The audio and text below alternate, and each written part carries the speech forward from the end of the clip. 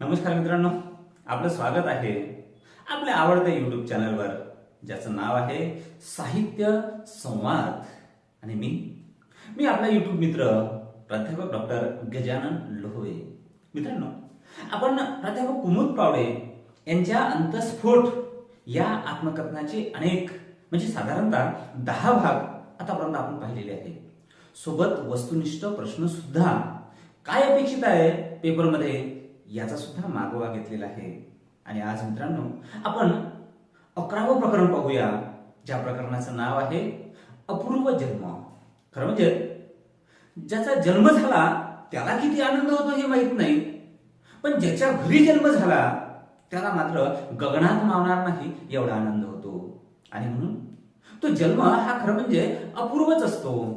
त्याची खुशी, त्याचा आनंद हा ना भूतो न भविष्यती अशा पद्धतीचा असतो तो अपूर्व जन्म. आता याला 2 अँगलनी पाहता येते मित्रांनो, की तो जन्मच, त्या मुलाचा जन्मच, त्या बाळाचा जन्मच हा अपूर्व आहे, अपूर्व आनंद देणारा आहे. आणि त्या मुलाचं नावही आहे अपूर्व. प्राध्यापक कुमुद पावडेंना पहिला छानसा एक मुलगा झाला. खरं म्हणजे या ठिकाणी एक नोंद करायला मला आवडेल की प्राध्यापक कुमुद पावडेंना प्रत्येकाची एक एक अपेक्षा असते मित्रांनो. बाळ कोणतं जन्माला येईल, मुलगा की मुलगी? कुणाला मुलगा वाटतो तर कुणाला मुलगी हवीशी वाटते. तर प्राध्यापक कुमुद पावडेंना मात्र मुलगी जन्माला यावी असं वाटत होतं. वाटतं ना थोडंसं समाजावेगळं. कारण कारण या समाजामध्ये मुलीला अत्यंत हीन वागणूक दिल्या जाते, वाईट वागणूक दिल्या जाते. माणूस म्हणून तिची फारशी दखल घेतल्या जात नाही. आणि त्यामध्येही इतर वर्णामध्ये स्त्रियांना वाईट वागणूक तर दिल्या जातेच जाते, तिच्यावर अन्याय तर होतोच होतो. पण दलित वर्गामध्ये तिच्यावर दलित स्त्री म्हणून, एक ती स्त्री म्हणून आणि दुसरी ती दलित म्हणून दुहेरी अन्याय होतो. तरीही या अन्यायाची चिरफाड करण्यासाठी मुलगीच हवी आहे हा विचार कुमुद पावडेंना वाटत होता. आणि म्हणून पण मुलगा झाला, आनंदी आनंद झाला. खरं म्हणजे मित्रांनो, तो 1940-45चा काळ असेल. जरी या विदर्भ महाविद्यालय अमरावती येथे प्राध्यापक असल्या तरी मात्र परिस्थिती जमतेमच होती. तिकडे मोतीराम पावडेंसोबत कुमुद पावडेंचं लग्न झालेलं होतं. आता मोतीराम पावडे म्हणजेच आंतरजातीय विवाह करणारे, पण अत्यंत तत्वाने राहणारे. त्यांनी शाळा तर ओपन केल्या त्या काळामध्ये, पण शाळेला ग्रँड नाही, त्यामुळे घरूनच जे होतं नव्हतं ते शाळेसाठी वापरायचं. घरामध्ये खाण्याची वांदे, मग पैसाच नव्हता खायसाठी. आणि मग कुठेतरी हॉटेलमध्ये जाऊन एखादा समोसा खायचा आणि त्यावरच गुजराण करायची. अशाही पद्धतीचे प्रामाणिक संस्थापक मोतीराम पावडे होते. आणि शाळा चालवण्यासाठी, समाजाला शिक्षित करण्याचा जो वसा त्यांनी घेतला होता, तो वसा कायम ठेवण्यासाठी त्यांना काय काय करावं लागत होतं, हाही एक दुःखाचाच तो प्रवास आहे. मित्रांनो, जेव्हा त्या अमरावतीवरून आपल्या माहेरी आल्या, तर माहेरी तर काय, तर माहेरी दुःखाचा डोंगरच दिसला. घरामध्ये यांच्या 7 भावंड, सर्वात मोठी म्हणजे प्राध्यापक कुमुद पावडे आणि छोटे चिलेबिले. वडील नेहमी आजारी राहायचे. कसं जगायचा हा त्यांच्या समोर प्रश्न होता. आणि म्हणून मग जगण्याच्या विवंचनेमध्ये त्यांनी बऱ्याचदा 1-2दा आत्महत्येचा सुद्धा प्रयत्न केला. म्हणजेच माहेर सुद्धा कंगाल आणि सासर सुद्धा तात्विक असूनही कंगाल. दोन्हीकडे परिस्थिती फाटलेलीच. बाळणपणासाठी पैसे नाही, अशा वेळेस स्वर्गीय माडगोलकरांच्या सुनेने त्यांना पैसे दिले, त्यांची सेवा केली आणि त्यावेळेस त्या सोबत राहिल्या. मित्रांनो, असं करता करता एक दिवस आनंदाचा आला आणि घरामध्ये मुलगा झाला. कुमुद पावडेंना आनंद झालाच झाला, पण मोतीराम पावडेंनाही आनंद झाला. प्रचंड आनंद झाला की या इस्टेटीला किंवा या घराण्याला एक नाव मिळालं, एक वंश मिळाला, एक दिवा मिळाला, याचा प्रचंड आनंद झाला. पण एक बापाला, आपल्या घरी मुलगा जन्माला आला, त्या बापाला इथे प्रचंड आनंद झाला. मोतीराम पावडे हे तात्विक होते, आधुनिक होते. त्यांनी मुद्दाम करून आंतरजातीय विवाह केलेला आहे. आणि त्याही मध्ये महार जातीशीच. आता महार जातीशीच का, तर समाजामध्ये महार जातीला कनिष्ठ मानलं जात होतं. आणि म्हणून मुद्दाम करून कनिष्ठ जातीचीच मुलगी त्यांनी कुमुद पावडे म्हणून निवडलेली होती आणि त्या मुलीशी विवाह केला होता. जात मोडण्याचं एक मोठं कार्य त्या काळामध्ये त्यांनी केलेलं होतं. म्हणून प्राध्यापक कुमुद पावडेंचे मिस्टर मोतीराम पावडे हे अत्यंत तत्वनिष्ठ होते. मुद्दा आपला चालू आहे की त्यांच्या घरी मुलगा जन्माला आला, मुलाचा आनंद झाला, पण तत्वनिष्ठ असून सुद्धा, आधुनिक विचाराचे असून सुद्धा त्याच वेळेस त्यांना एक दुःखही झालं. कोणतं दुःख झालं की मुलगा जन्माला झाला याची आनंद वार्ता बँड लावून आपल्या नातेवाईकांकडे पाठवता येत नाही, कारण नातेवाईक सर्वच नाखुश आहे. आपण कोणत्या तरी व्हिडिओमध्ये पाहिलेलं आहे की मोतीराम पावडेंचे मोठे बंधू कुमुद पावडेंनाच दोष द्यायची की तू महार असल्यामुळे, तू कनिष्ठ जातीची असल्यामुळे माझ्या मुलींचे लग्न होत नाही. आई वडील सुद्धा तुटले होते, नातेवाईक सुद्धा तुटले होते आणि मुलगा जन्माला आल्याचा आनंद, खुशी त्यांच्याकडे मान म्हणून आपण सांगायची, पाठवायची, ते नातेवाईकच आता राहिलेले नाही. म्हणजेच जातीने, धर्माने आपले नातेवाईक तोडले आहे हेही शल्य मोतीराम पावडेंना वाटत असलं पाहिजे आणि त्यामुळे ते दुःख, सुख आणि दुःख अशा दोन्ही संमिश्रण भावनांचं कल्लोळ त्यांच्या मनामध्ये उठत होतं. आणि मग मग जगायचं कसं हा सगळा प्रश्नच होता. ओली बाळंतीण होती, तिला काहीतरी खायला चांगलं पाणी प्यायला द्यायचं असतं, घरी गहू नव्हते, तांदूळ नव्हते, गूळ नव्हता. अशा अवस्थेमध्ये कुमुद पावडेंच्या घरी छोटासा मुलगा आला होता. आनंद होताच, पण इकडे काही नसण्याचं तेही दुःख होतं. वडील खेड्यावर राहायचे. खरं म्हणजे वडिलांकडे अमाप शेती होती. त्यांचे कोठार असे धान्यानं भरलेले होते. कितीतरी गोळ्याच्या भेडी त्यांच्याकडे अशा पडलेल्या होत्या. त्या गावचे ते पाटील होते. त्यांच्याकडे त्या नोकराला त्यांनी पाठवलेलं आहे, त्यांच्या एका व्यक्तीला त्या आई वडिलांकडे पाठवलेलं आहे. मोतीराम पावडेंनी वडिलांकडे पाठवलेलं आहे आणि म्हटलं की आमच्याकडे आता काही खायला नाही आहे, ही ओली बाळंतीण आहे, निदान थोडं ही सुख वार्ता आपल्या आई वडिलांना सांग आणि निदान थोडं त्यांच्याकडनं काही घेऊन ये. तो गेलाय आणि तेवढ्यामध्ये त्याने पाहिलंय की धान्याचे कोठार सगळे भरलेले होते, गोळ्याच्या कितीतरी भेड्या तिथे पडलेल्या होत्या. आई घरी होती, म्हणजे मोतीराम पावडेची आई घरी होती. त्याला हा नौकर आनंद वार्ता सांगतो आहे. ती खुश होते, तिचा आनंद गगनात मावत नाही की आपल्या वंशाला दिवा आलेला आहे, आपल्या घरात एक नातू आलेला आहे. सांग, तो नातू कसा दिसतोय, कुणासारखा दिसतोय, आजोबासारखा दिसतोय, माझ्यासारखा दिसतोय की माझ्या मुलासारखा दिसतोय, कुणासारखा दिसतोय. हरखून गेली. आपल्या घरी नातू आला याची बातमी समजून आजी हरखून गेली.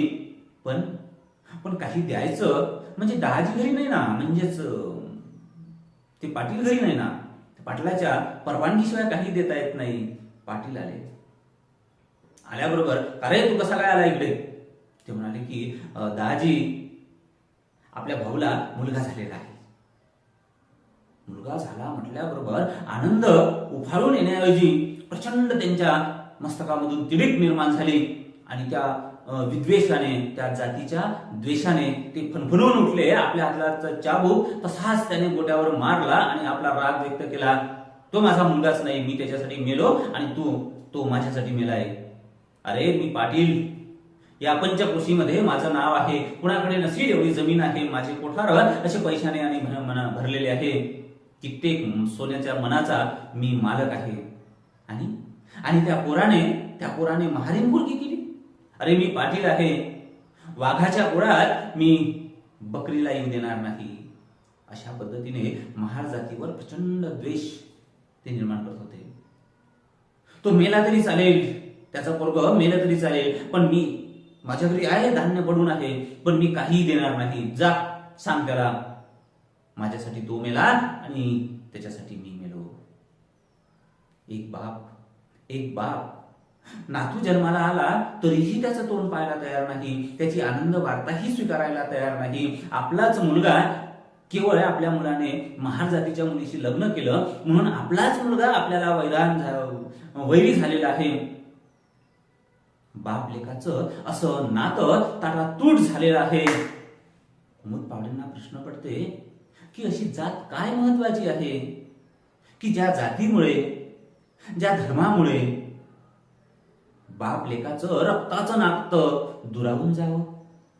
जन्मोजन्मीचं रक्ताचं नातं फाटून जावं असं काय आहे त्या जातीमध्ये? रक्ताच्या नात्यापेक्षा जात महत्वाची आहे का? एवढी महत्वाची आहे का जात? जातीने माणसं कसे दुभंगून टाकलेले आहे, धर्माने माणसं कसे फोडून टाकलेले आहे, हे या ठिकाणी कुमुद पावडेंना विशेषत्वाने जाणवलं.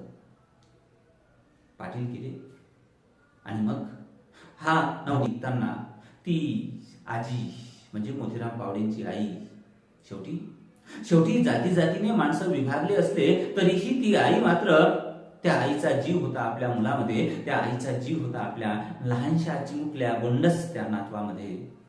ती म्हणते की थांब, मी तुला काहीतरी देते, पण तू बाहेर निघ, तू त्या चावडीपर्यंत जा, मी माझ्या नोकराला पाठवते, त्याच्याजवळ काही थोडं एक एक पायली तांदूळ गहू थोडा गुळ देते, तो तुला देईल आणि तू घेऊन जा.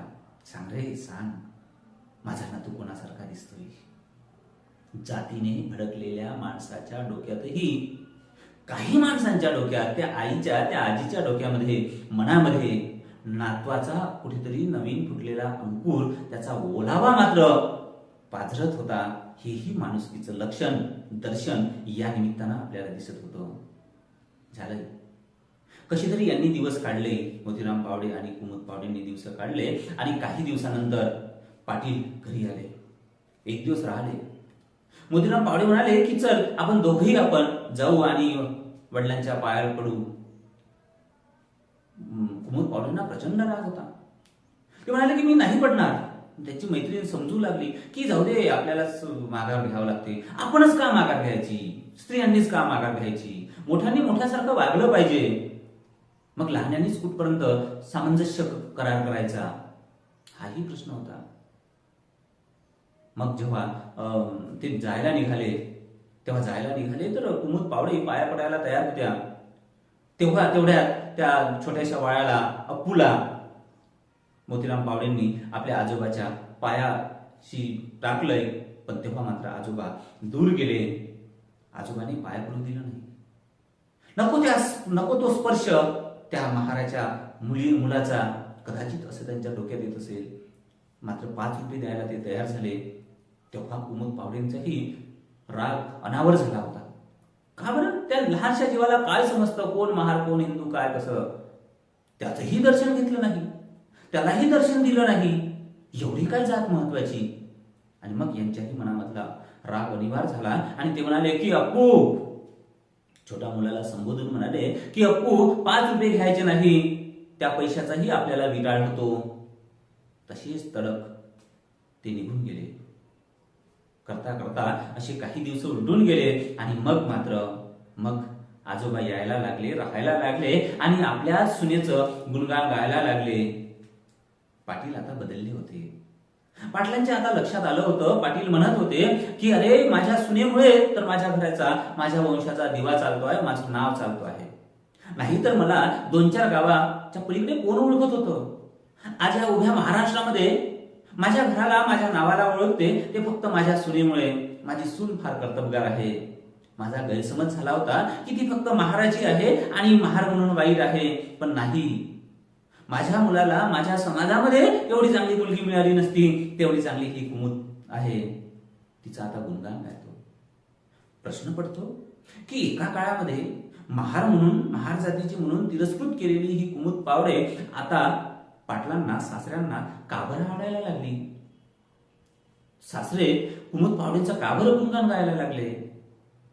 कुमुद पावडे अत्यंत शांत डोक्याने याचं विश्लेषण करतात की मित्रांनो, माणूस कधी वाईट नसतो. त्याला वाईट बनवतं ती इथल्या काही प्रथा, परंपरा, जात, धर्म. आणि म्हणून त्या जाती धर्माच्या त्या अडंबरामध्ये तो एवढा गुंतून जातो की त्याला जातीच्या आणि धर्माच्या पलीकडचा माणूस कधी दिसतच नाही.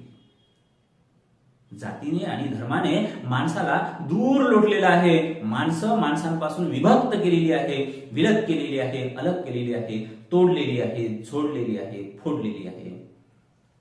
माणूस तेवढा चांगला आहे, पण माणसाच्या डोक्यामध्ये, माणसाच्या मेंदूमध्ये या धर्माने, या जातीने विष कालवलेलं आहे आणि माणसांना माणसापासून वेगळं केलेलं आहे. कुमुद पावडे म्हणतात की कोणत्या कोणत्या बदमाश माणसानं ही जात निर्माण केली की ज्या जातीमुळे सख्खे एकाच रक्ताचे माणसांना विलग केल्या जाते? जर जर त्या धर्माने वेळीच समजून घेतलं असतं की जातीमुळे धर्मामुळे माणसं तुटत आहे, फुटत आहे आणि धर्मांतर करत आहे, तर आज धर्माची अनेक शक्ल झाली नसती, धर्म तुटला नसता, सारे माणसं एकाच धर्माच्या झेंड्याखाली आसनस्थ झाले असते, आश्वस्त झाले असते. पण नाही, त्या धर्माने ते समजून घेतलं नाही, म्हणून मोठ्या प्रमाणात धर्मांतर होत आहे. तो काही जरी प्रश्न असला तरी मूळ मुद्दा, कळीचा मुद्दा आहे जातीचा आणि धर्माचा. माणसं जातीच्या पलीकडे पाहतच नाही, कुणाला माणूस म्हणून पाहत नाही. जातीची धर्माची झापड त्यांच्या डोळ्यावर युगायुगाची बांधलेली आहे, ही आपण काढली पाहिजे. आपला चष्मा पुन्हा आपण नव्या दृष्टीने, समतेच्या कापडाने मस्तपैकी छान पुसून घेतला पाहिजे आणि त्या स्वच्छ झालेल्या चष्म्याने आपण सगळे मानव समान आहे या समानतेच्या दृष्टीने आपण पाहिलं पाहिजे. मला वाटते हाच विचार कुमुद पावडे या प्रसंगाच्या माध्यमातून आपल्याला देऊ इच्छितात. धन्यवाद मित्रांनो.